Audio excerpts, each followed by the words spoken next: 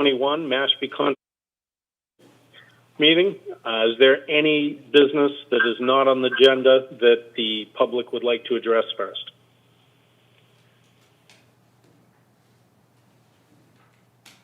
Hearing none, I'd like to turn this over to, are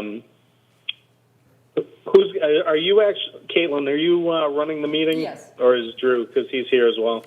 I'll be running the meeting. Drew will also be chiming in as well, but. Very good. In that case, please take it away with the pre and post hearing agenda items.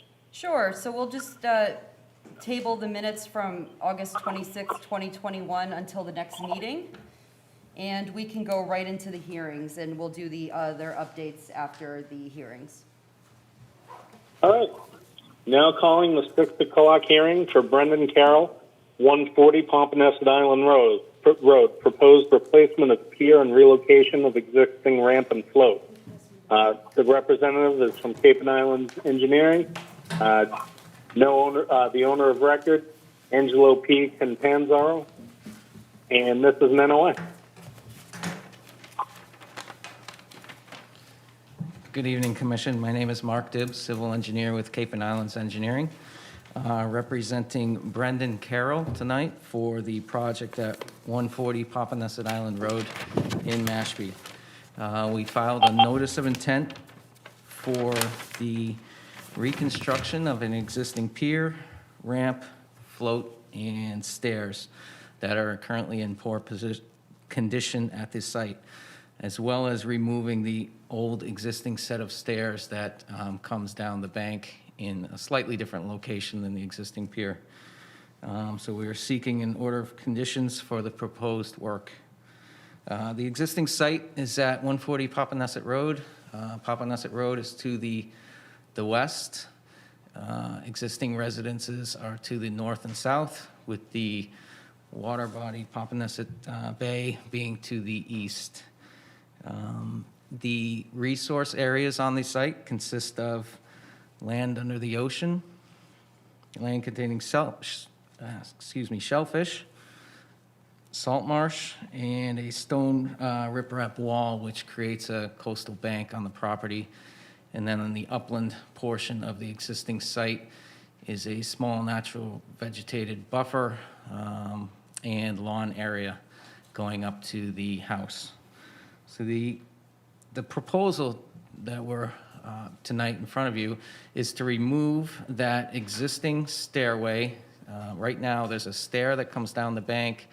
Then they have to traverse across a little bit and enter the pier structure.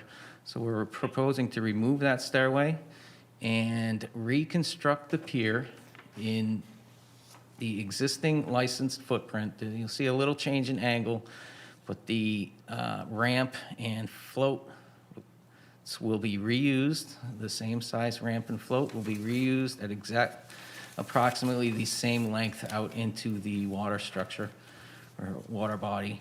And the pier will be reconstructed, as well as the stairs up the bank will now be part of the same structure, so they don't have to come down across. And as well, we're adding the public access stairways across the pier for access. So again, that is the proposal. The pier is currently not in very good condition, so the homeowner is proposing to just replace that pier. Float size, ramps, everything's gonna stay the same size, and therefore we're seeking an order of conditions for this work. We did receive a letter from Natural Heritage, and they've determined that there's no taking for the project, as well as we received some correspondence from Drew regarding potential mitigation for the project. I think at this point, that's my presentation, and I can let Drew describe his suggestions. Thank you very much. Comments from Caitlin or Drew? Sure. I'll just start off with letting you all know that the harbor master has no issue with the project, nor does the the Shellfish Constable. He says it's a refurbishment of an existing structure in an area with large shellfish habitat potential, but with little current shellfish stocks. Therefore, he sees no issues with the current project going forward, as it will occupy much of the same footprint that already exists. Division Marine Fisheries also commented that they are requesting or recommending float stops be added to the proposed, well, I guess it's the existing yet relocated float due to the relatively shallow area to the northwest of the float itself. And a minimum of 1.5 to 1 height to weight ratio for decking, and elevating the decking to attain a minimum 1 to 5 to 1 height to weight, 1.5 to 1 height to weight ratio to reduce shading impacts.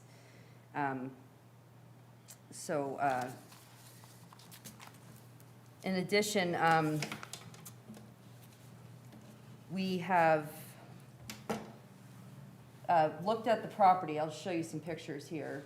So this is the existing pier ramp and float, as you can see right now.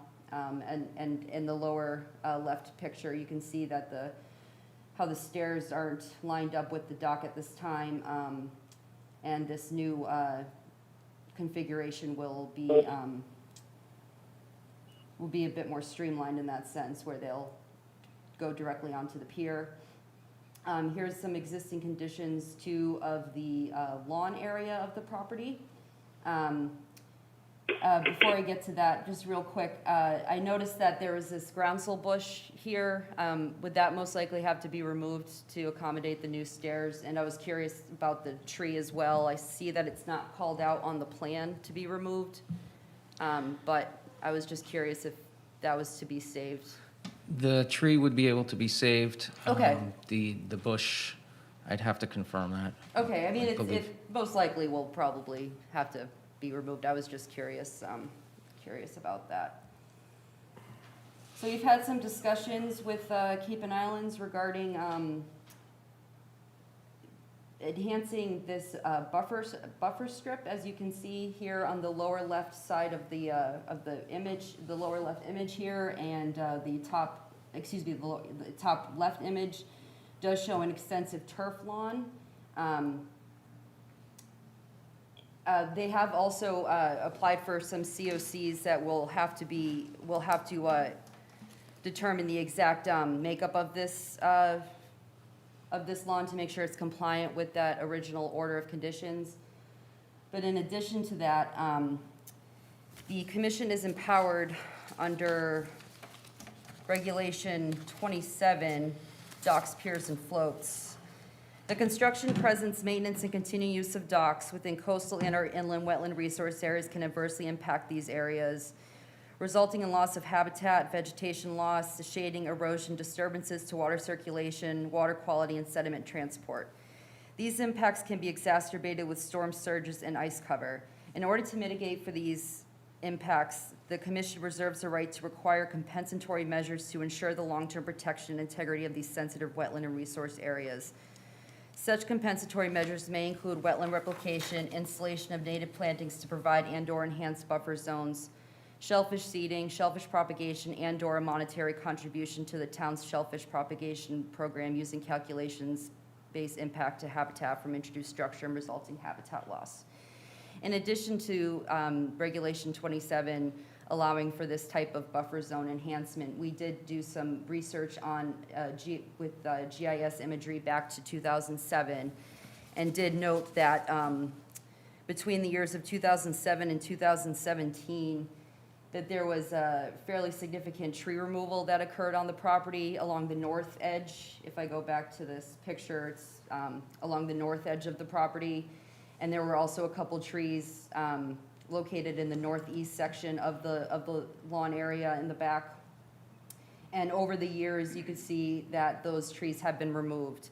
And we, with the exception of a 2011 RDA allowing for removal of a locust tree after the fact, there is no documentation of removal of these species, which does impact the wildlife habitat value of the area, as well as any nutrient uptake, any remediation that vegetation does provide. So Other than that, I mean, the dock is essentially within the same footprint, so there's no addition of structure. I was just curious, does this fall under that 10% threshold? Does this need to go for a new Chapter 91, or is this going to be able to proceed It should be able to proceed through the With- existing. without it? Okay, okay. Drew, is there anything you'd like to add? Yes, thank you, Kate. So just to kind of reiterate what Kate had mentioned as a recommendation from Kate and myself for this particular project for the dock rebuild, that there be a condition to add a 10-foot naturally vegetated buffer strip to the existing strip that spans the top of the coastal bank that you can see in the photos.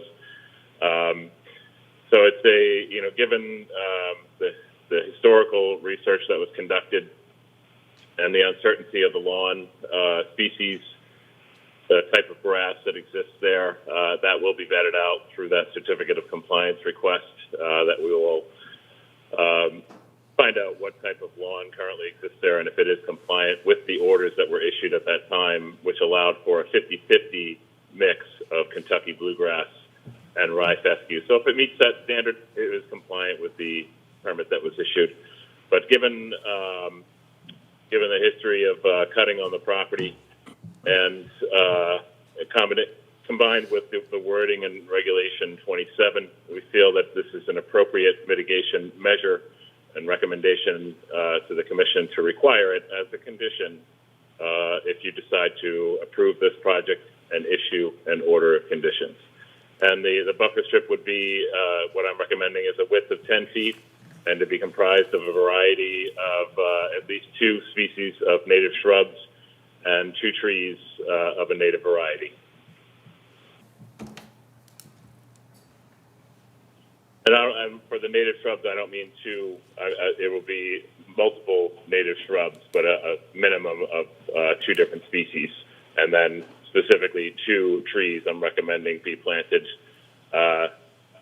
Amelanchia is the species that I feel would be most appropriate for this particular location. So that's our recommendation to the Commission if you were to approve this project, that you would include in the motion the recommendation of the agents for this mitigation buffer strip. Can I Yes. hear? Yeah, so we've begun discussions with our client regarding this buffer strip. He is looking at how it'll affect his property and just diagnosing it and trying to decide how he'd like to proceed. His initial response is, as your bylaw states, is there other opportunities of mitigation through the Shellfish Fund, or, he'd like to see if the Commission would be able to go that route with, in lieu of the added buffer. But we ultimately, at this time, do not want to, we'd rather request a continuance than have that condition as part of the project. And just the last note, we did notice on some of the imagery that you've already seen, the neighbor to the north, just through 2018, 2019, did a major tear down rebuild. And this type of buffer discussion did not come up during that very significant project to the site, whereas our project is just replacing an existing pier. So we just wanted to make note of that, that property as well, but I have no further comments.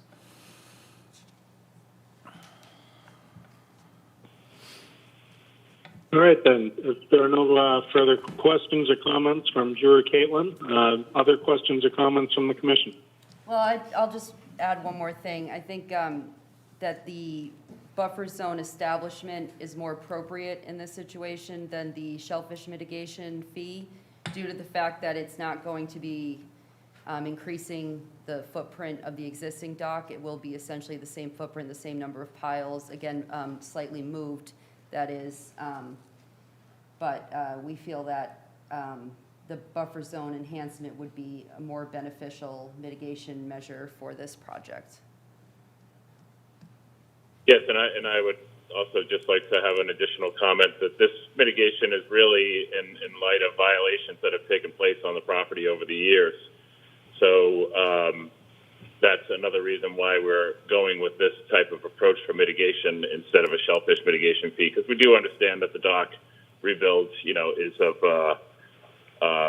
not a substantial change from the existing dock. So the reasons behind this are tied to the history of cutting on the property, and not so much related to the dock. And as is the case when we discover violations, on properties that are coming up for a hearing and deliberation, we make it known to the commission of what that history is, so they can be aware of it and then condition it accordingly. So, and in regards to the property to the north, we would really need to go back and look at the file instead of just assuming that everything was the same as this, or it was, treated any differently. Really, that would need to be vetted out just for the commission's edification. That I wouldn't make the assumption that the two properties or the two projects are similar, or one would treat it differently than the other, without actually having the opportunity to go in and look at the particular circumstances of that project and the permitting thereof. Well, unless there were violations for the property to the north, I think we know what the difference in the two situations are. Unless we, if we really want to go back and vet that out, but it seems pretty obvious to me that. Go ahead, Drew. On the property to the north, has there been a COC on that yet? I don't know. We'd have to look into it. I'm not sure of the exact address. It's 134 Papaneset Island Road. That's already closed. There's been an examination of what's going on there, and it was in compliance at the time of the COC. So, Yes, but each situation is based on its own merits as well, too. So we're looking at this situation individually at this time. But we will look into that as well. So, for the are there other questions with the commissioners? Yeah, I have a question. So you asked, for a continuation, if the board was to vote, I think that the board would vote with the recommendations that were given. I think that if you ask for a continuation, I think you're going to get the same answers that you're going to get from us now. So what would you prefer, I guess, is my question to you. Would you prefer that we continue it or we take the vote? I'd prefer to continue it, as the comments and suggestions from staff just came this week, and we just haven't been able to clearly convey to our client what this means. So we just would like to continue to work with our client and just clearly describe what this buffer would look like, the species and things like that. So we would prefer to continue. Okay, thank you. I have a question. The original cutting was trees, wasn't it?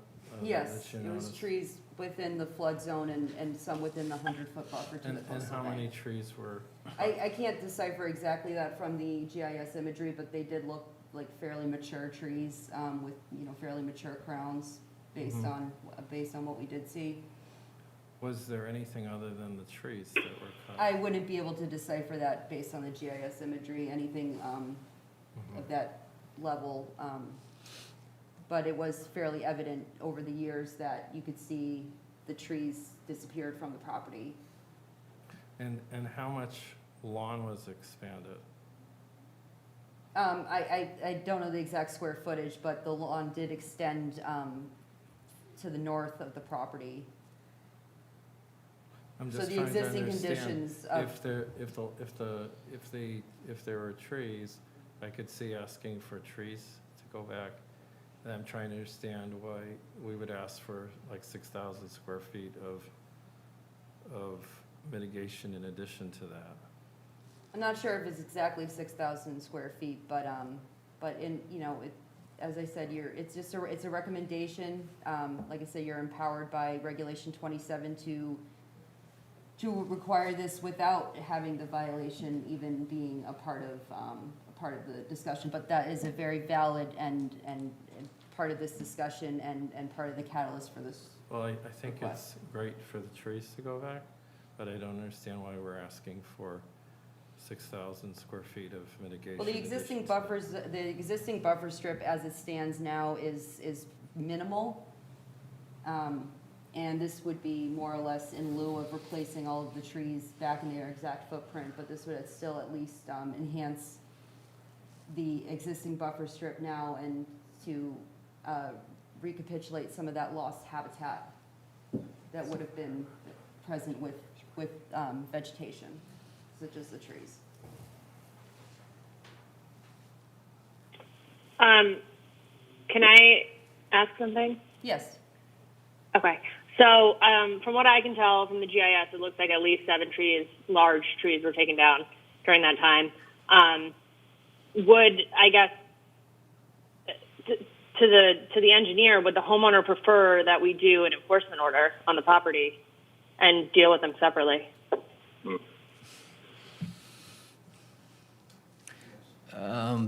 Yes, I mean, that would be appropriate, I think. I reviewed historical imagery as well and agree that it appears some trees were taken down in the northern part of the property. But that lawn area does appear, is from every evidence I can see, has not changed. The lawn along the top of the bank has not changed. That's just a note I'd like to make. No, I would agree with that. The lawn had stayed relatively static over that time.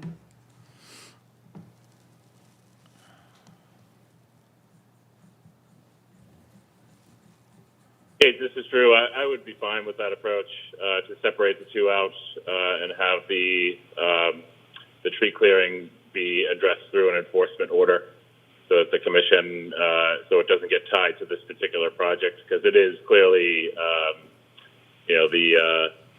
the genesis of this mitigation is the result of tree clearing over the years, not of what's being proposed tonight. So I would recommend that the commission consider that. So given this approach, would the applicant like us to still vote on the continuance? Well, I guess if it's being separated, does that mean the mitigation for the dock is not being requested from the staff?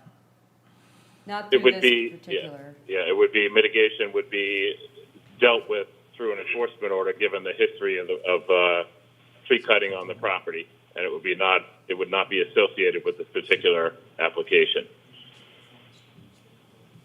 Okay, so therefore, I think our proposal meets the performance standards for our application. And we would like to consider a vote. I just quickly wanted to confirm with you, would you think it's necessary to implement the float stops per DMF's recommendation? Okay, so. Yeah, that's fine. Okay, so we'll just get a revised plan just reflecting those float stops. Okay, very good. So I would just have that as part of a motion if you do decide to go forward with this project. And I do have one additional comment, Kate, and for the commissioners and for the applicant. And I'm pretty sure the plan shows this, but I just don't have a good way of looking at the plan right now. The area that's spanning over Salt Marsh, is that proposed to be the composite decking to allow that 50% sunlight penetration?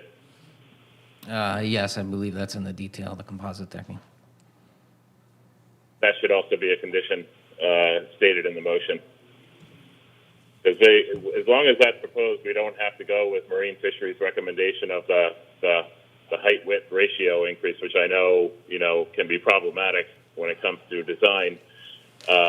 So I would recommend the commission make that also part of their motion, to have composite decking allowing 50% sunlight penetration in the span of the fixed pier over the salt marsh. Yes, that exact So note for is on the the plan. commissioner who will presumably make the motion, the two requested conditions are for float stops and or composite decking. Is that correct? Yes. Okay. Do we have other questions or comments from anyone?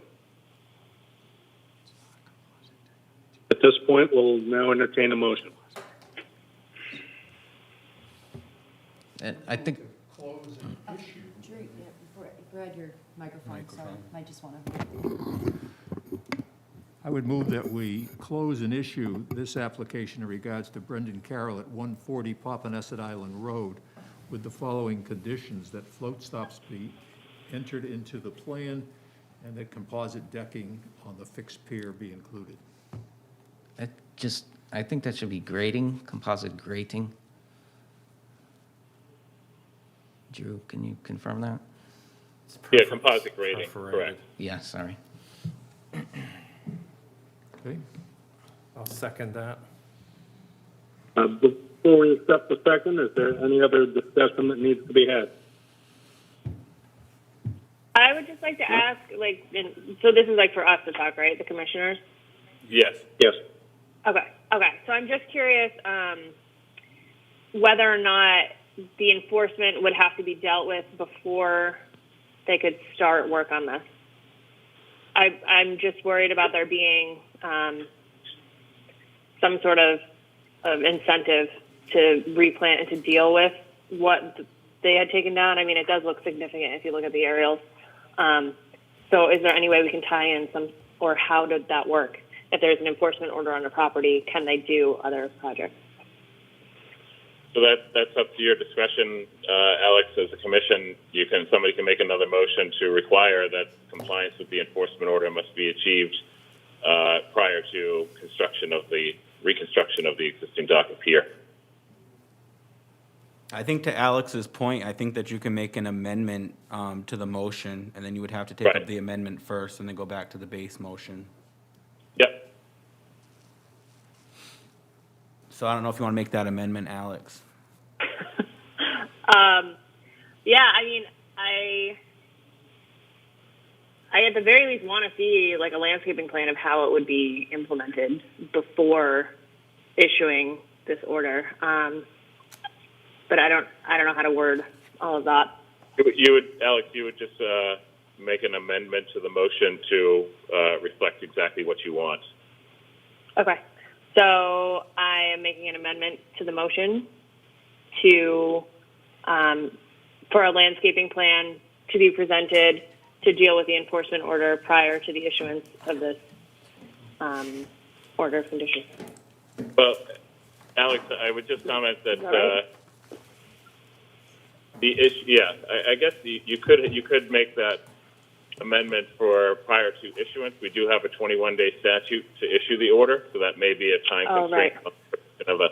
So what my recommendation would be that it would be a condition of the order of conditions that a mitigation plan be created and submitted prior to commencement of construction.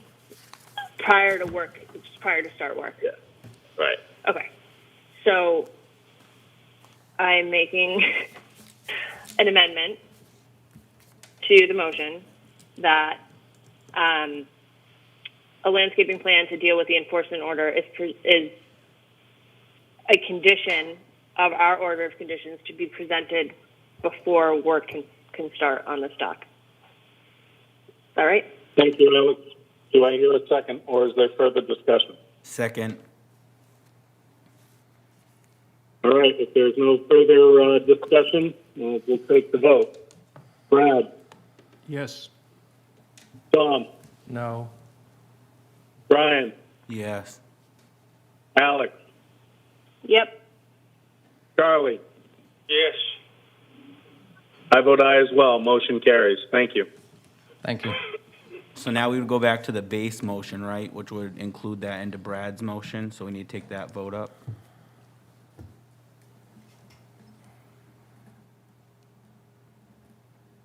Yes, that's correct, Brian.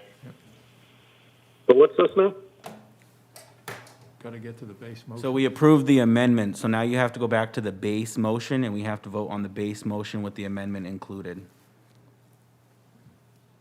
Do I hear a motion on the base motion? I think there was already a motion, so I think we're just calling the vote, Chad. All right, voting. Brad, Yes, Tom, Is my understanding is that now this is attached to the original order of conditions? Is that what it is, or we're voting on? Correct. I don't understand why we would, if we voted no on the first, why would we vote on the second? I mean, we would. The I first get one, it. the first one passed. You were the only one that voted no, so Yeah. majority rules, and then that would go back to the base motion. Well, Because we never finished voting on the base. Right. Well, but we had originally made a motion here for, originally, a first and a second was based on the original motion. Right, and you can amend a motion per Robert's Rules of Order, which is what Alex just did. After So that's why we're it's back first to and the. second, Yes. I say. Okay. Well, I certainly, my precedent here is I'm concerned that we're being excessive in the amount of mitigation, and I hope there's a moderation and some kind of consensus and some kind of finding a middle ground on this. Well, just to clarify that the mitigation is not part of this motion, it's part of the enforcement order that would be, I understand, but you're Okay. saying to these people, they can't go forward with their project until they oh, I see, have an okay. agreement of mitigation. And it just, and I think it's, and I believe in planting trees and that, but I don't believe in 6,000 square feet of mitigation when the lawn was exactly the way it was. So I'm gonna vote yes on, towards this motion. But as I say, I feel like, I hope that there's some kind of compromise that comes up through the enforcement order. Okay. Brian, Yes. Alex, Yes. So, hang on, and I just want to add that the reason why I did it this way was so that it can be vetted out and the enforcement can be done fairly in a way that works for the owner and for us. So, but yes. Well, I don't agree with that, but that's your perspective. I mean, the enforcement orders have to be cleared up before the property transfers anyway, and they're done on a regular basis. Charlie. Yes. I vote aye as well. Motion passes. Thank you.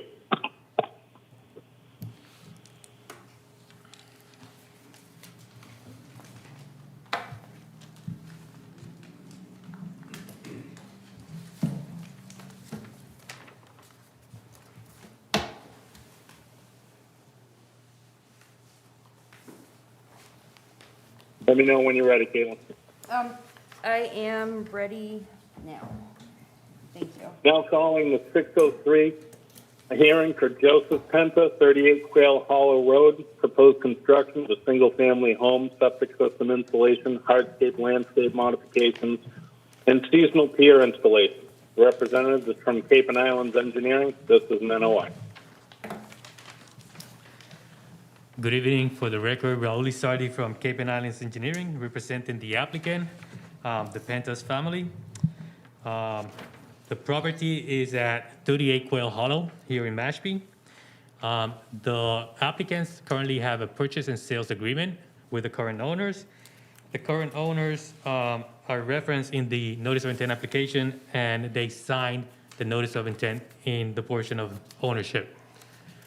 The property is a vacant parcel, it's residential, and it has been in existence as a single lot since the 1960s.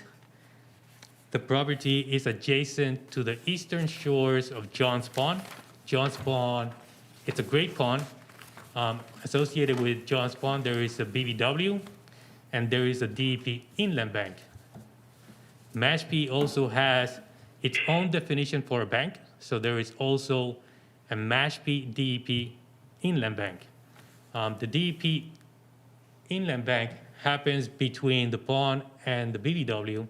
The Mashpee Inland Bank happens upland from the BVW.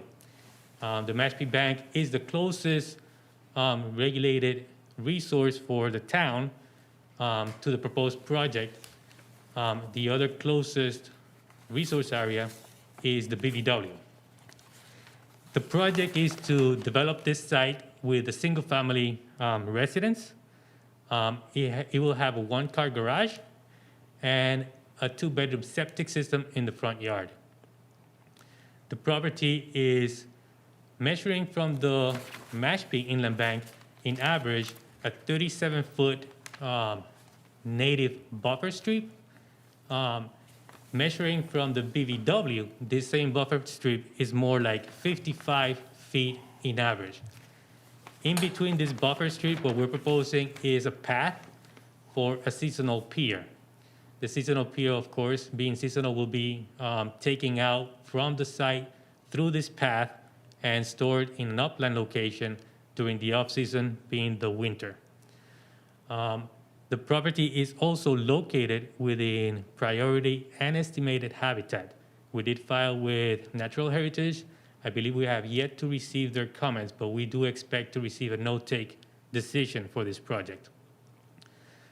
Parts of the project that we're trying to do for minimizing and mitigating impacts to the wetland resources are, we're limiting the house to be a two-bedroom, where a lot like this would be allowed to have up to 3 bedrooms typically, but we're limiting it to 2 bedrooms. That in itself limits the wastewater flow to the flow of a 2-bedroom house. In addition, we're proposing a denitrifying septic system and also a phosphorus removal enhanced septic system. Most of the inland ponds in the Cape are being hurt by phosphorus introduction into the systems, but this has a phosphorus removal system to better enhance the quality of the water that reaches the groundwater. This property, although today it is vegetated and it's vacant, when we did the 3 test holes that we did at the property, we noticed that there is 7 foot of fill at this site. So although it is grown with vegetation, this site was not vegetated all this time. At some point, this site was filled in based on our own testings at the site. The proposed house and development at the closest point to the DEP Inland Bank, it's located at 74 feet. The closest point to the BVW is 54 feet, and the closest point to the Mashpee Bank is 34 feet. But in average, it goes from 34 to 41, averaging about 37 feet. There's approximately 13 trees that we counted on the property that will be removed for the construction of this site. And the entire surfaces that are being developed and disturbed will be vegetated with lawns or wood chips, mulch areas. There's a few paths that are being proposed from the front driveway around the garage to access the backside of the house. The backside of the house is proposed to be a walkout elevation. So essentially, the elevations on the back of the house are staying the same as the elevations that exist today. The proposed deck is occurring about 8 feet above the ground. So this limit of work that you show that is kind of hugging the edge of the deck, it's really on the ground, and the deck is really happening 8 feet above this limit of work. So we believe this project meets the performance standards. There's a rather thick and wide native vegetative buffer, especially if we measure it from the BVW instead of the Mashpee DEP Bank. One of the comments we received from staff is to enhance the existing understory of vegetation within this buffer strip. When we were on the site, we did notice, and staff also noticed, that the area lacks a lot of understory growth. So what we agreed is to add approximately 10 shrubs, 5 to the north side of the path and 5 to the south side of the path. And we can agree to a condition to improve that buffer strip with the addition of those 10 shrubs. The lawn area, we're limiting it to a 10% size of the lot, and that equates to approximately 955 square feet. And that lawn area, we're proposing it to be right on top of the septic system in the front yard. The septic system being an area that generates or deals with nitrogen, the lawn on top of the system will benefit from that nitrogen eventually that gets there. If there's any questions, I'll be happy to answer. Caitlin, comments? Sure. So just quickly wanted to read the Harbor Master comments regarding the seasonal dock. He has no issues with navigation. The Board of Health states that this project is not in Zone 2, and the septic design plan approved by BOH pending DEP piloting approval of the Bousse system with phosphorus treatment. And the building department comments, there's a vacant lot that has grandfather setbacks that conform, therefore it does not need to request relief from ZBA. But generally speaking, the project does meet the performance standards for border vegetated wetland, land under water bodies, waterways, and inland bank. We have, as Raul has stated, we have not received a letter from Natural Heritage yet. If there is a determination of take, we would incorporate all of those conditions into an order of conditions, and that should be mentioned when and if you do make a motion to approve the project, if you so see it. And they are adhering to Regulation 31, nitrogen loading and lawn standards, as far as keeping the lawn at 10% of the lot. And as Raul had said as well, it's will be enhancing this existing buffer zone as well, with some understory vegetation to be planted. So we're not adhering to that 50-foot naturally vegetated buffer strip that regulation, bylaw chapter 172, section 7 does require. But again, this does, that would impair the ability of the lot to be developed. So I think that they've done their due diligence as far as maintaining as much naturally vegetated buffer strip as possible, and also with the incorporation of this IA septic system as well, is very beneficial to the pond, and as we're aware, we're facing significant water quality issues in town. So so overall, it's it does meet the performance standards. There's going to be no new lawn areas within 50 feet of the top of inland bank. A question on the driveway substrate, was that to be paved, or was it to be impervious? It just wasn't clear on the plan. We were just, it doesn't really ever talk about that. Crushed stone, crushed shells. Yeah, that's what we really want to do. Yeah, the applicant is looking to crushed stones or crushed shells. crushed stone or crushed shells? Okay.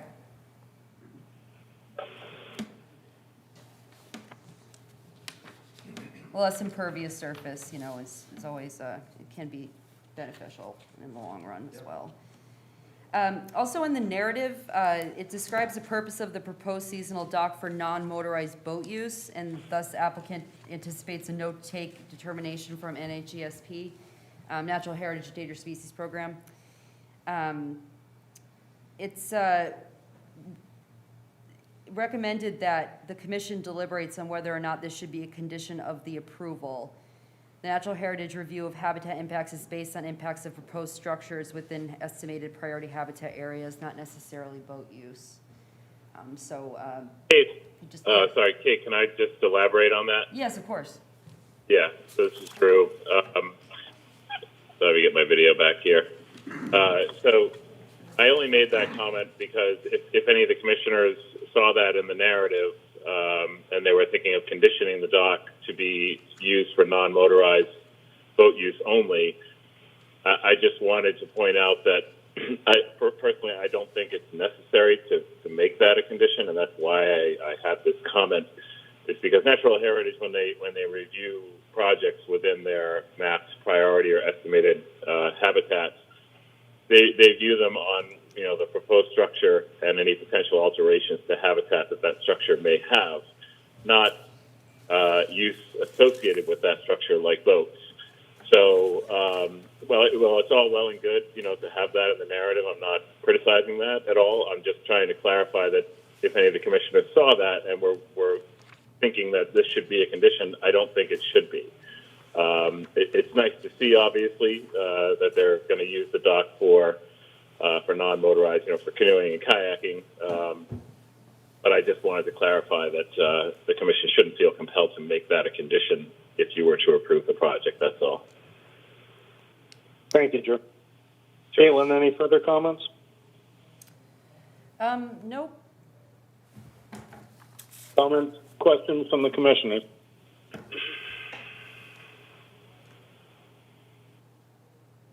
Hearing none, is there anyone in the audience or anyone who's called in to make commentary in this hearing? Yes, hi. Would you like to approach the microphone and just state your name for the record, please? Yeah, hi, my name is Michael Cusick, and this is Diane Verschoor, and we are the neighbors next door to this proposed property. We support the project. We do require a point of clarification, which I don't think is major, and I'm not sure if it's conservation or zoning. But we went through the NOI process back in 18, and at that point, there is a concrete bound, which is at the midpoint of the bound identified, the two bounds that are identified on that drawing up there, the site plan. It doesn't appear on this particular site plan, and Cape and Islands clarified this evening because it wasn't in land court. So again, I don't know if it's a conservation issue or a zoning issue, but we would feel more comfortable with the drawing reflecting that monument if indeed it's accurate, because they're asking for variance here, and we want to know where the variance is from. That's all. The variance would be coming from ZBA as far as setbacks to lot Right, lines. right. So any action that's taken this evening regarding conservation still leaves us the opportunity to clarify this with ZBA or whomever we need to. Yes. Okay. Then we, as I said, we support the project. We just want that clarification on the lot line. Sure. Very good. Thank you. Any further discussion regarding this project? If not, we'll entertain a motion. I think he has a question. Yes, I would like to add to that comment from the abutter. So yeah, there is a concrete bound somewhere appears to be in line with the northern property line, but this is a property line matter. We will have to confirm what that bound is, but these property lines are based on land court document. Those lines are affixed. We did our survey, and these property lines are accurate. Sometimes over time, new bounds appear, or whether they're land court approved or not, that's something we have to review. But these property lines are accurate. We did find another marker in line with that same property line, and it matched the property line that we are showing on this plan. But that's a matter of just surveying. It doesn't interfere anything that's happening with conservation. Now, just a point of clarification, the building commissioner already made his opinion. This is a vacant lot, and it's been in existence since the 1960s as a vacant lot under one ownership. So this property, in fact, does not require variances or waivers from Zoning Board of Appeals. Oh, This yes. project can move forward as proposed with the setbacks that are being proposed. Okay. Because it is an undeveloped vacant lot since the 1960s, preceding the zoning regulations. Sure. But again, that's not something that conservation takes into consideration. No. Thank you for that clarification, Raul. Other discussion? Hearing none, we'll entertain a motion. I would move that we close an issue in regards to the application at 38 Quail Hollow Road. This is an NOI, and so they would move that we close an issue. I'll second that. We recommended that you incorporate the, any potential natural heritage comments. I didn't, fine, include it. I just thought that we automatically include if it's a national heritage? Well, it's because we haven't received the letter yet, so Okay, this is so- pending receipt of the letter, and as well as the installation of the additional plantings in the buffer strip, which isn't part of this plan. Right. So just if those two aspects, we recommend that you include those in the motion. Okay, we'll include them. I'll second that with those included. Any discussion surrounding the motion or the second? Hearing none, we'll take a vote. Brad? Yes? Tom? Yes? Brian? Yes. Alex? Yes. Charlie? Yes. I vote aye as well. Motion carries. Thank you. Thank you. Thank you. Sorry, a little after the fact, but these are just some pictures of the site. Undeveloped site, so not much to see. It's just, Yeah, no, I mean, well, no, you know what I mean. No, it's a beautiful, it's a beautiful Great property. potential. Thank you. We're very excited. Thank you for your help. Oh, sure, absolutely. You have a good night, folks. You too. Thank you so much. Now calling the 606 hearing, Gregory R. and Hillary Lee, 11 Taffrail Way. Proposed replacement of failed soft solution on coastal bank with bulkhead. Representative is Cape and Islands Engineering. This is an NOI.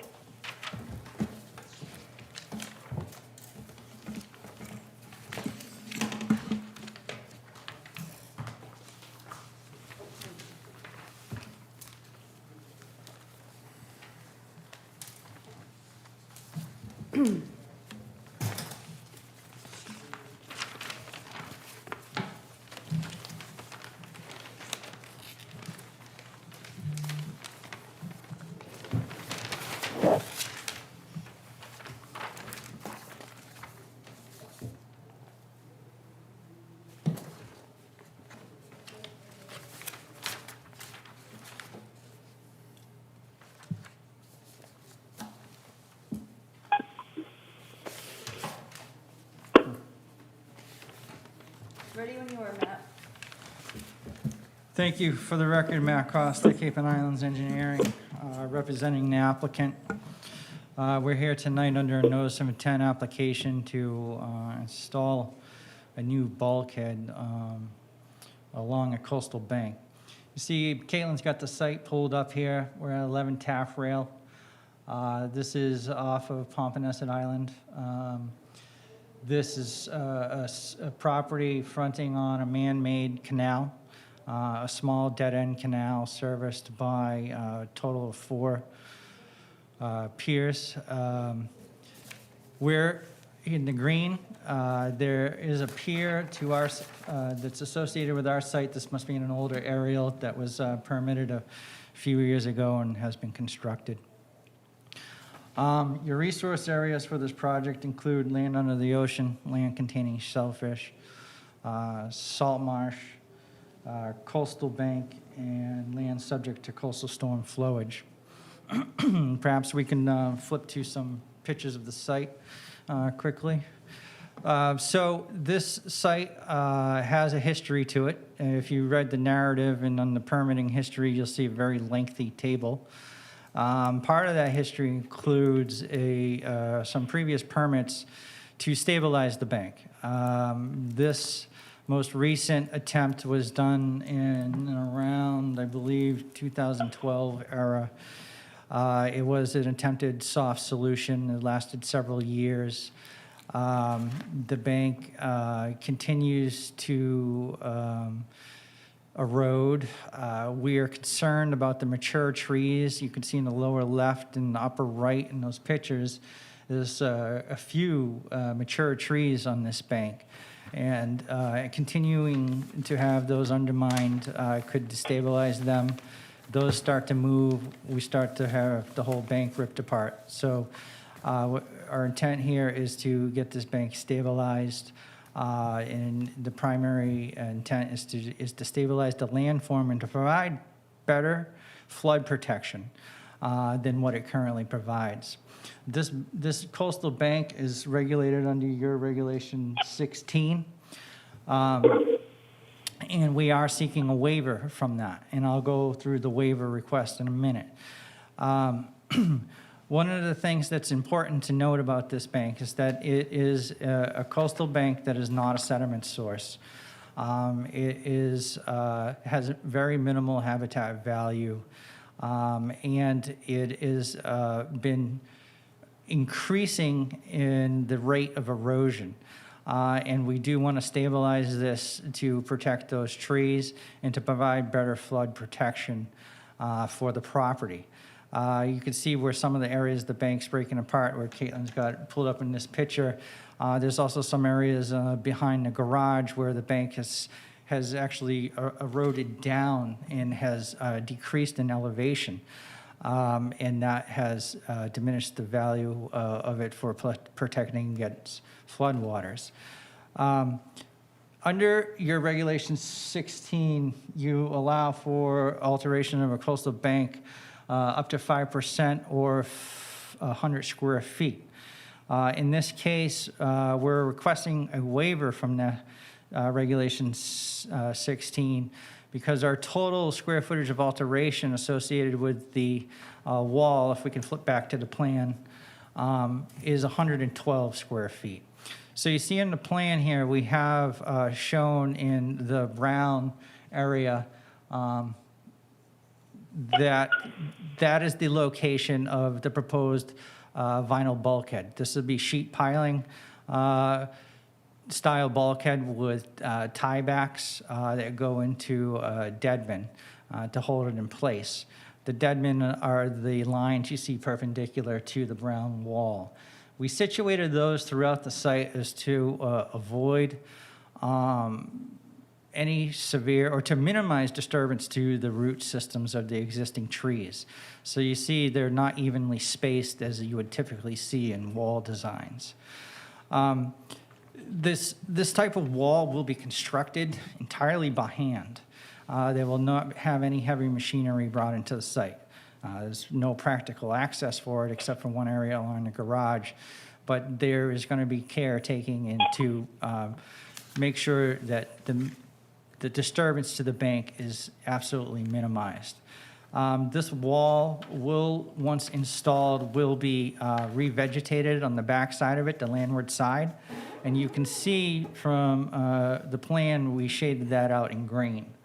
We were proposed initially to have that area planted with native grasses, suitable for the location of this site, which is actually north-facing and very shaded behind the house and under tree canopy.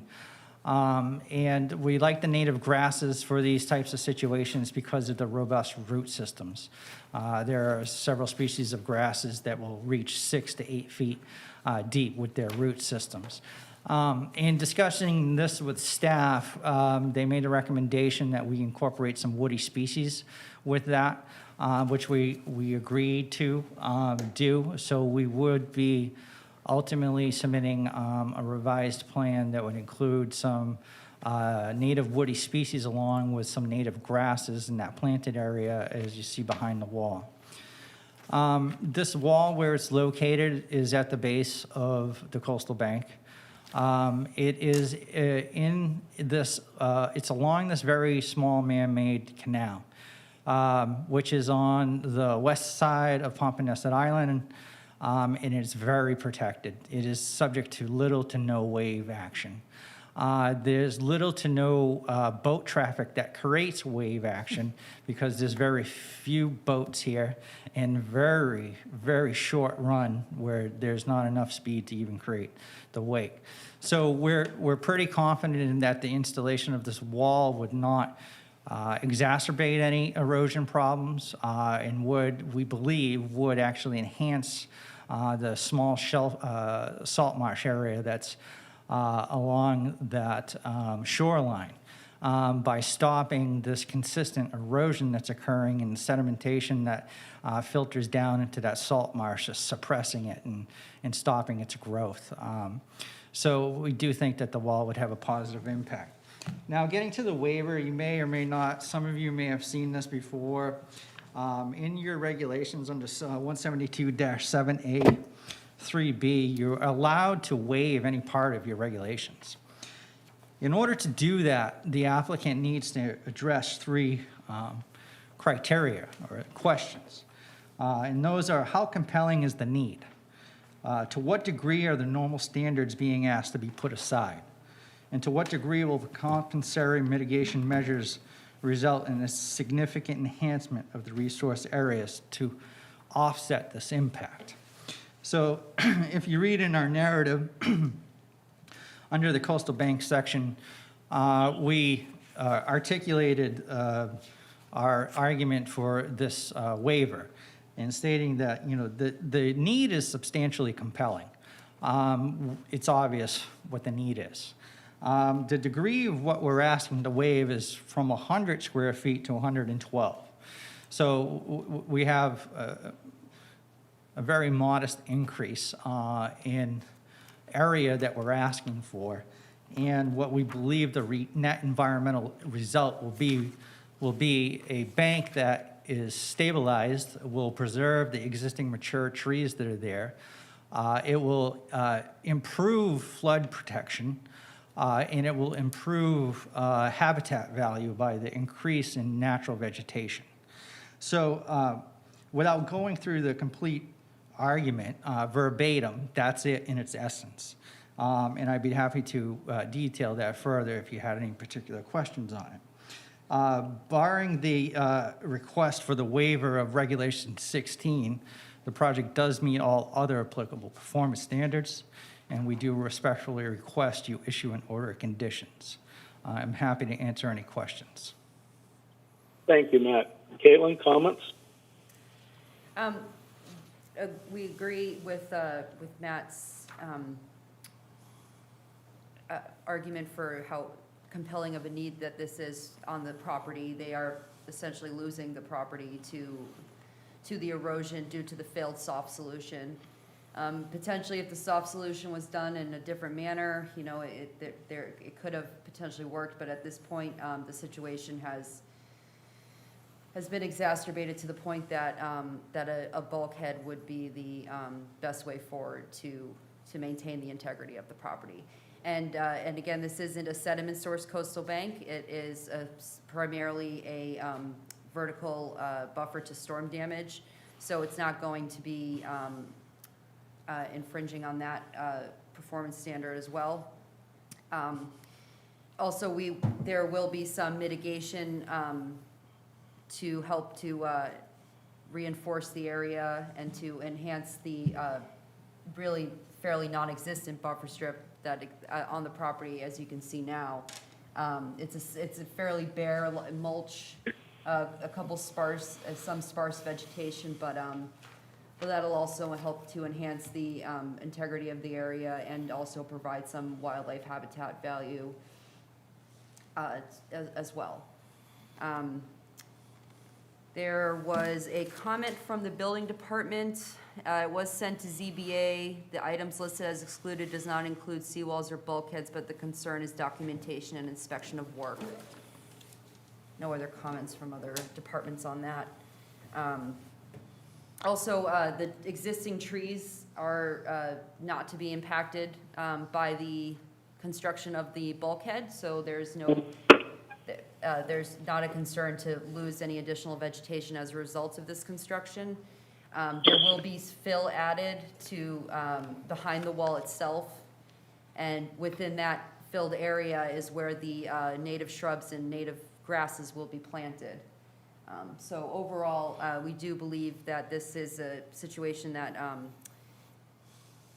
requesting a waiver is appropriate, and it does meet the performance standards otherwise. Thank you, Caitlin. Questions and comments from the commission?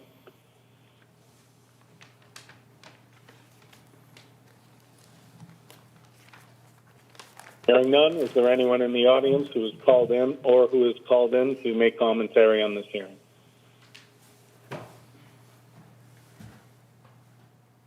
Hearing none, if there's no further discussion, we'll entertain a motion. I would just include in the motion to add the native shrubs to the buffer, to the proposed buffer strip.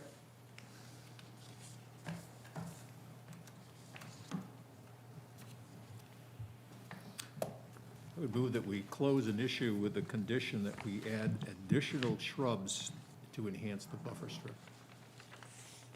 I'll second that.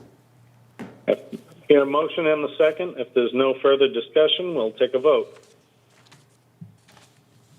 Very well. Voting. Brad. Yes. Tom. Yes. Brian. Yes. Alex. Yes. Charlie. Yes.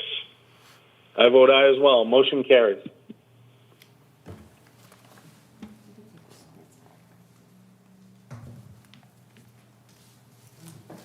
Let me know when you're ready, Caitlin.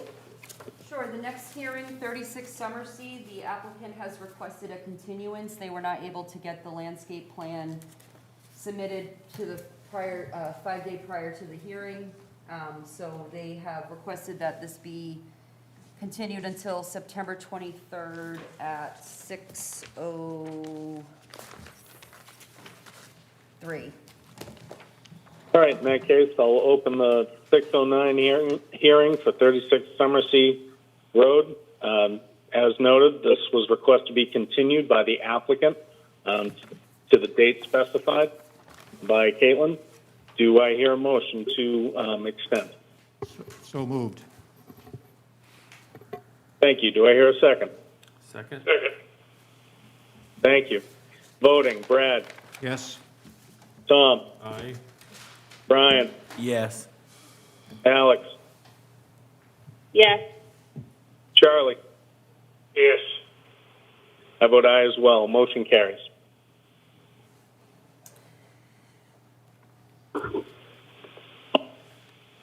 Also, Now opening the 6:12 hearing for the town of Mashpee, 664 Great Neck Road South, proposed removal and reconstruction of boat ramp.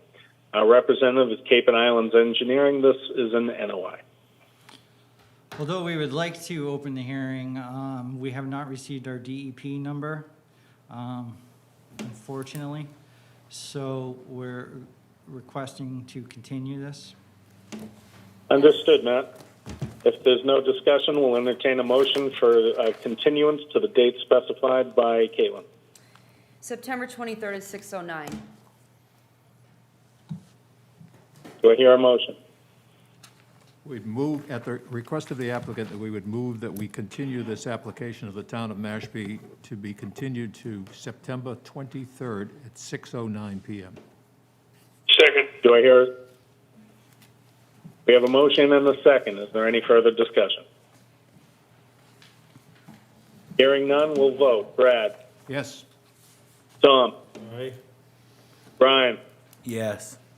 Alex, Yes. Charlie. Yes. I vote aye as well. Motion carried.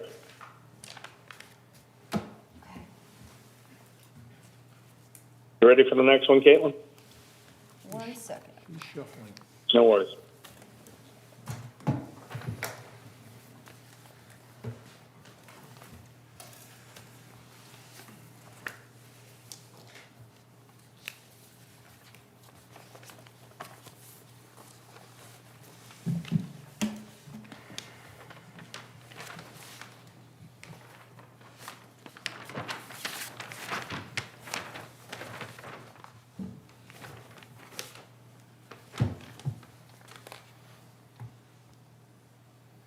Okay. All right, now opening the 6:18 hearing for Southworth Mashpee Properties LLC, 69 Shoestring Bay Road. Certificate, oh, sorry, I'm reading the wrong one. This will be the 6:15 hearing for Leonardo and Maria Elsa Caruso, 43 Little Neck Lane. Proposed replacement of pier, ramp, and float.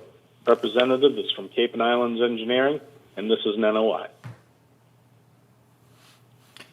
If it's okay with the commission, I just would like to just provide a little bit of background, given how this hearing was left off at the previous meeting date back on August 26th.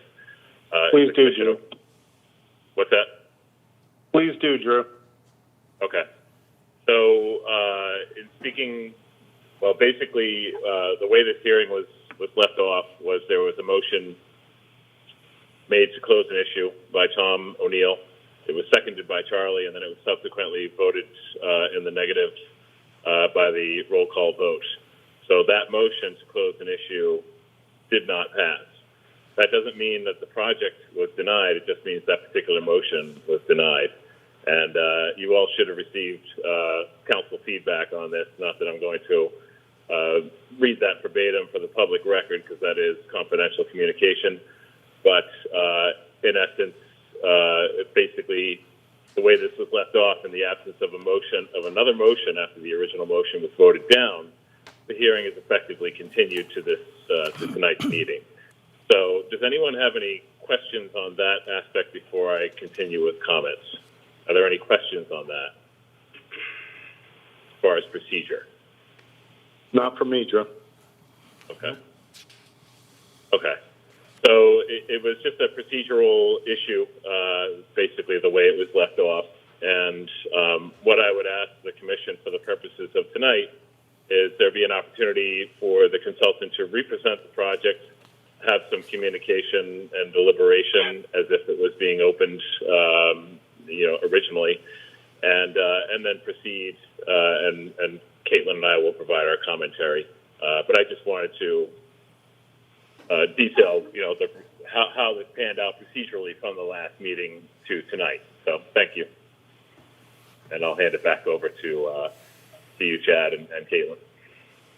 Thank you. Before the applicant comes up, I would like to apologize. The procedural error was mine, and your efforts of coming back tonight are appreciated.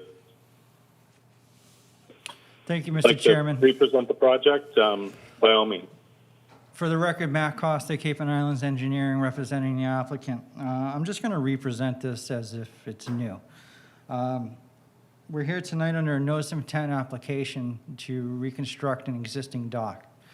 Your resource areas for this project include land under the ocean, land containing shellfish, salt marsh, coastal bank, and land subject to coastal storm flowage. Caitlin has the site pulled up on the screen here. We're at 43 Little Neck. You can see, you can kind of see in this area, there's an existing walkway and some kayaks stored there. There is actually a dock that it would extend out into the water. We're surrounded by docks in this area. My firm did 39 Little Neck Lane here a few years back. There's been recent permitting at 45, 72 has been permitted over time. This project includes reconstruction of the elevated walkway leading down to the pier, rebuilding the fixed pier, installing a new ramp, and installing 2 new 8x20 floats. These floats will have appropriate float stops for them. The purpose of rebuilding this pier is to get out into deeper water and to have more usable area for non-motorized watercraft. This site is situated at the top of a significant coastal bank, and the only access down to the water is via the elevated walkway. The applicant has a family of 8, 6 children, God bless them, and they have a lot of kayak use that goes on, and they have a need for the 2 floats that are proposed. We relocated those floats out into deeper water to the maximum extent feasible by way of navigation. So the harbor master, as you may or may not know, has sole discretion, and he's the authority on navigation. And the policy in Mashpee has long been looking at your abutters piers and when proposing a new pier and making sure that there was no impacts on navigation. You weren't sticking out further than the rest and causing problems in that area. So we are extending this pier out as far as we can to get the motorized vessels in the deepest water possible. One of the last revisions to this plan included, it's very subtle, but it includes mooring fields. And mooring fields are a term for where you're going to dock the boat on the dock. So there's dashed lines. If you look at the plan, And I don't know if the folks at home on Zoom can see on the screen here, but if you look at the plan on the most seaward float, there's two areas, there's two light triangles. They're called out with this call out, proposed mooring areas. So these are the two areas, two areas where the applicant's two boats will be stationed, will be docked. One is a motorized vessel and one is a sailboat. Yeah, Caitlin's pointing to it. Moving around there, right there. So there's one, and then there's one on the other side. So those are the areas where the vessels would be, the boats would be docked, and then the most landward float, which is in shallower water, is where they would be launching the non-motorized watercraft. In keeping with the standard comments for docks in shallow water, we are proposing the float stops to maintain them, to keep them off the bottom. This project is, as far as the float sizes are concerned, this project is very similar to other projects that have been approved. It's identical to the project located at 45 Little Neck. We have 320 square feet of float area, and you recently, in past years, approved 320 square feet of float area at 45 Little Neck Lane. More recently, we brought before you, my firm permitted property at 52 Secaucus Point. We had 448 square feet of float area that was approved. So this project does meet your performance standards. It is consistent with other previously approved projects. And if you don't feel that way, we would like to know why, and we would like the appropriate opportunity to address any concerns you may have. Barring any comments or questions, we are respectfully requesting you issue an order of conditions. I'll be happy to answer any questions. Jeanette, Caitlin, comments? So we do acknowledge the fact that there has been, especially to the north, that float is of the same size as this request. And just to reiterate too, that there was no issue via the harbor master or the shellfish constable as far as any impacts to navigation and any shellfish present on the site. It is not a viable shellfish habitat. It's fairly mucky. Just as we require for all docks, composite decking over salt marsh areas to offer 50% sunlight penetration. And we recommend any revegetation of any exposed areas of coastal bank from the proposed abandonment and replacement of stairway footprint if it's deemed necessary due to the construction. And again, it does meet the performance standards for land under ocean, coastal bank, and salt marsh. The project narrative did mention the presence of a jet ski float. We did not see one during the on-site prior to August 26th. That was something Drew brought up today, and that was a mistake on our part in Oh, having okay. that in the narrative. Okay, very good. So we recommend that the close and issue the project. I don't have any additional comments at this time. Drew, did you have anything you'd like to add? Well, the only other thing I'll add, Kate, is that Commissioner Colombo had submitted comments in the absence of this meeting, and he requested of the Commission to have those comments read for the record. So the Commission should, the Chairman, Chad, you should make a decision to either allow or disallow those comments to be read for the record. We will allow Commissioner Colombo's statements be read in. Thank you. Caitlin, do you have those there? Yes, I do. Good. Okay. It was clear in Attorney Costello's opinion that he suggested that you try to ascertain the intent of the commissioners at the time of the vote. I can't speak to the intent of the other commissioners who voted, but I certainly provide my rationale and intent. When I questioned Mr. Caruso as to the size of the boat that would be used at the proposed dock, I was attempting to determine the size, berthing, and draft of the boats that would be in use at the expanded dock so that those details might be considered in any conditioning if the project were to be approved. His response that he had a 17-foot whaler and a few kayaks didn't offer much justification for the proposed expansion. He did indicate his desire to purchase a larger boat for safe travel across the sound to the vineyard, but gave no details of that boat nor when it would be purchased. It appeared to me that the request for the expanded dock was more out of desire versus need. My no vote was to deny the project as presented. I would not be opposed to a smaller dock proposal, but would like to have more specific information on the boat or boats to be used from the dock for the purposes of any necessary conditioning in the order of conditions. With regard to that, we did, prior to the last hearing, we did submit the boat information for both the motorized boat and the sailboat via email. We'd be happy to resubmit that again if it's not in the record. Thank you, Matt. Thank you, Caitlin. Is there other discussion or questions, comments from the commissioners?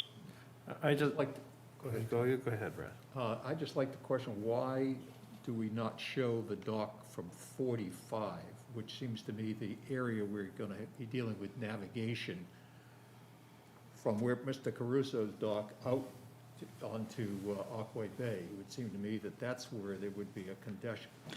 That's a very fair question, Brad. The answer is that it's actually far outside the picture. We have a call out here, if you look on the plan, that shows a dimension of 110 feet to the adjacent dock. So we simply just don't have the room to show it in the view because it's that far away. Matt, I just had a question on, overall, on the size of floats in docks. I know over the years, I've had certain docks where we had to have certain sizes of docks, of floats. Is there a regulation regarding those square footages of this? In other words, I'm not used to seeing this sort of tandem two-float type of dock. Why wasn't the pier extended into a single float? So I can comment on that, Tom. So the way Regulation 27 is worded when it comes to float sizes is previously to the existing wording, it was 150 square feet unless it was a demonstrated need for something larger. That has been changed through a promulgation, a review of the commission promulgation, and change of wording to that regulation to reflect still that the average float size is considered to be 150 square feet. Anything larger than that is to be determined by consensus of the harbor master, the shellfish constable, and the Conservation Commission, given their respective purviews. So that's how floats are addressed in the current regulations, in Regulation 27 under Chapter 172. And to answer the other part of your question, Tom, is the reason you're seeing these as two floats. Usually we would have two floats butt up against each other and have an attachment either by a rod or a plate, and they would look as one. This looks like two floats because we have to have the set of piles in the middle to support them for the float stops. So each float has a chain attached to a pile at the corner. So we need that intermediary set, that set in the middle to carry the floats on the float stops. So that's why you see this configuration. And does having the floats be such a large portion of that, does that allow you to extend it further, or rather than having the dock itself as a structure? In other words, does that allow the distance to be longer? Exactly. So we're able to get the area for docking the motorized vessels out into deeper water without adding additional piles. I understand. For piles for a fixed pier to get you out there. Does this fall like the dock, for example, is this under like a certain 90 feet or 100 feet? Is there a certain amount? No, it's really maximum? dictated by the harbor master I how see. far out you can Okay. go.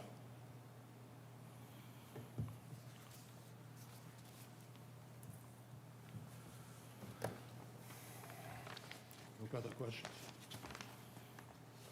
Thank you.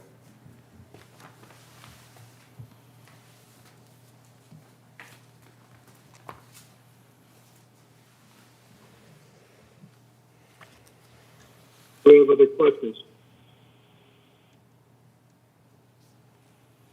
Hearing none, is there anyone in the audience or who has called in who would like to make commentary on this hearing?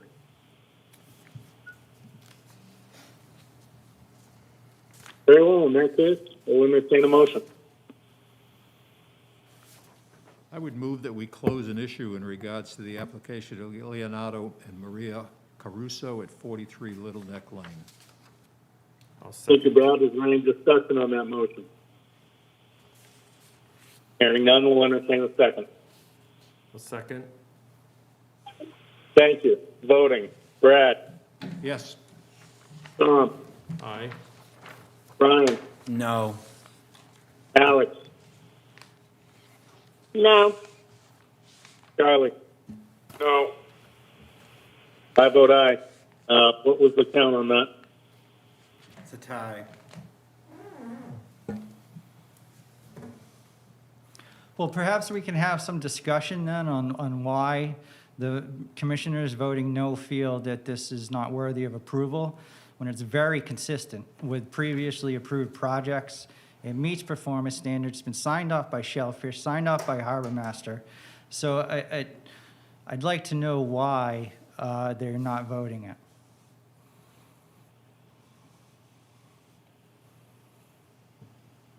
Commissioners, you Sure, voted no.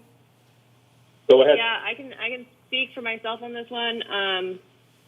It feels like there's not enough draft area. I mean, if he has a sailboat and a powerboat, a typical draft for a sailboat is 3 to 4 feet.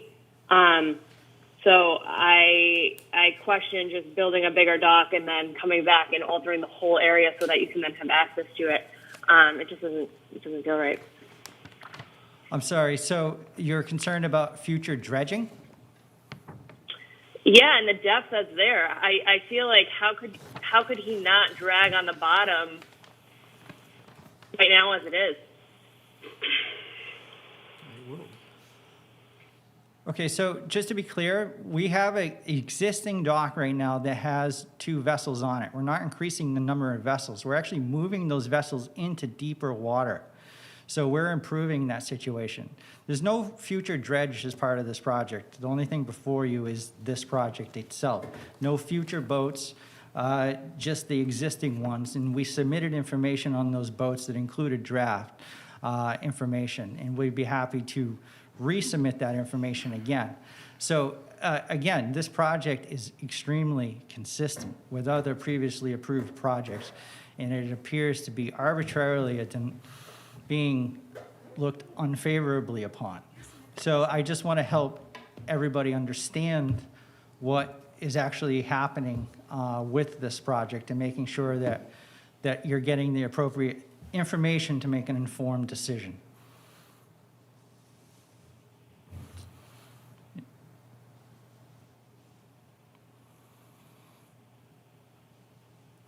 Perhaps there's any other dialogue from any other members? I encourage any other member that has a problem with the project to voice their concern. Well, Mr. Chair, I feel like, all due respect, the motion was taken up. I feel like we should move on to the next thing. If they want to come back, I think they have the opportunity to come back when we have a full board and re-examine it. I don't feel it's appropriate to have this discussion without Paul and his concerns. And it certainly doesn't help the case when you keep on reiterating the fact that former commissions have done this. I've only been here for a year, and I can only speak about myself and what I plan on doing here in this position. So bringing up the past doesn't really help the case here. Moving forward, I think that we need to be consistent. And I share some of the same concerns as the rest of my commissioners. So with all due respect, I think, respectfully, we should move on. Well, I think consistency is important, and specifically with 52, it's a Constant Island Road that was only a month or so ago, you approved 400 plus square feet, but here we're not. So there is a disconnect on that consistency that's concerning. So I think it is an appropriate time to have this dialogue. This is what we're here for, and this is how this process should work. Applicants should come before you, should make their case and state why they meet the regulations. And if you don't feel that way, you should state why you feel that way. So that gives the applicant appropriate opportunity to address those concerns or provide additional information. Which I believe you've done twice now. This is the first time we've heard of any concerns, so we have not done that twice now, respectfully. Is there mitigation that make or any citizens more comfortable in a Chad, you were breaking up. Can you repeat that? I said of the commissioners who have a problem with the project, or even those who might have an idea who voted in favor of the project, are there any conditions or mitigation that could be offered or suggested that would make the commissioners that have take issue with the project to vote feel better, or do we need to entertain a motion to deny? I feel like the motion's already been taken care of, like I reiterated. It was a tie vote. It did not pass. I feel like we need to move on. If we continue to keep this discussion going, we'll be here past 8 o'clock, and I don't think that anyone wants to do that. What was done was done. The motion was taken. If a commissioner wants to make a motion to table it, or if they want to make a motion to reconsider, which you can make a motion to reconsider, it has to be from the prevailing side. Where it's a tie, I think that's both cases. But like I said, with all due respect, I don't feel comfortable about proceeding without Paul here. You know, he only got to, make his arguments, but him not being here and part of the discussion, I don't feel comfortable. Well, the motion did not pass to close, so we are requesting a continuance. You'd like to continue to the next available hearing, Matt? Yes. Okay. That will be, Next hearing, you'll have a full board. And anybody that wasn't here, we would appreciate it if they were able to watch the video and read the record so that they could vote. okay, so the next available hearing is at 6:12 on September 23rd. Do I hear a motion? I would move that we continue the application of Leonardo and Maria Caruso at 43 Little Neck Lane, continue until 9/23 at 6:12 p.m. Do I hear a second? Second. Voting, Brad, Yes. Tom, Aye. Brian, No.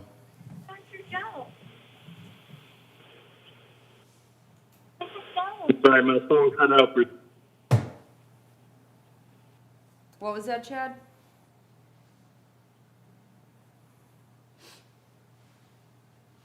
Chad's line. Sorry, I had to beep in and they kept muting my phone. Did Brian vote? Yeah, I said no. Okay, thank you, Brian. Alex, Yes. Charlie? Yes. I vote aye as well. The continuance carries. Thank you very much. Thank I you. understand that you guys donate your time essentially to this process, and we appreciate that. And we do not mean to be combative, but we're here charged with protecting our clients' interests. And we strive to do the best job we possibly can in doing that. So I thank you for your time. I thank you for your dedication to this process, and we look forward to a further discussion on this. Thank you. Thanks. Now that we're on the end of our hearings and before we move to the post and pre-agenda items, I would like to remind the commission as a whole that recently a vote was taken up in my absence to build a pump station in our conservation land for the town. No one had a problem with voting in my absence, and my dissent was not read into the record. That having said, please continue with the pre- and post-agenda items. Okay, so as far as the COCs, everything passed, and we are going to wait on issuing 17 Cedar Street. We need to get an as-built plan requiring a minor deviation location of the public access stairs off of Stairway to Dock and Pier. So we recommend that you sign the permit tonight, but we won't issue it until we receive that as-built plan. And as far as 140 Papadessa Island Road goes, the existing lawn permitted under 43-1161 must be inspected by a turf specialist to determine grass species composition. The permit allowed for a 50-50 mix of Kentucky bluegrass and rye fescue. And if that is the case, the lawn is in compliance. And if it's higher than 50% Kentucky bluegrass, then we'll have to have the lawn be brought into compliance. The agent recommends signing, but no issuance until the lawn species is vetted out. No issues with the other COCs. As far as the other updates, Kate, I can do those if you'd like. I can do them, Drew, if you want. Okay. It's up to you. Sure. Go Okay. right ahead. So for the Child's River Restoration, the Falmouth Run and Gun Club will be hosting a celebration event Thursday, September 23rd from 10 to 2. For the Red Brook Road culvert, Drew will be attending the association meeting this Saturday, September 11th, to answer any questions and to clarify the work that has been done so far to address the issue. There's still no word back from the DER priority program as far as any funding or assistance with this project. There's no update for the Quashnet River Restoration. There's no update for the bylaw review subcommittee. As for Johns Pond Milfoil, that project will be on the next meeting, the September 23rd meeting, as a limited ecological restoration project notice of intent. And for the Chopchack Bog, there is an on-site schedule for Monday, September 13th with the in lieu fee program in Horsley Witten to discuss the project status. We have sent out the monthly updates to the commission as far as the work that has been done so far. Horsley Witten has collected soil and habitat data and deployed various loggers at this point. Neil Price will also present the project to the commission at the October 14th meeting, most likely.